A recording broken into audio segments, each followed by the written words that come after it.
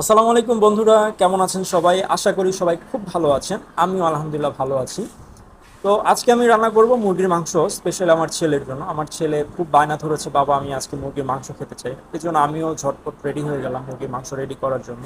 মশলাগুলো আমি আগেই রেডি করেছি, এখন মাংসগুলো ধুয়ে মশলার সাথে মিক্সড করার জন্য দিয়ে দিচ্ছি, যাতে খুব প্রপারলি মিক্সড হয়ে যায়।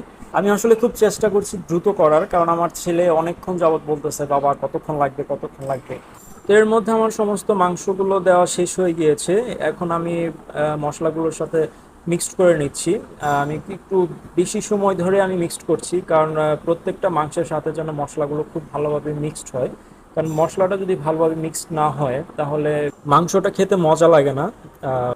তো এর মধ্যে আমি মাংসটা কষিয়ে আমি ঝোল দিয়ে দিয়েছি। এই যে দেখতেই পাচ্ছেন কি সুন্দর একটা কালার হয়েছে। আমার ছেলে অলরেডি চলে আসছে যে বাবা আমি একটু দেখি দেখি, এবং কি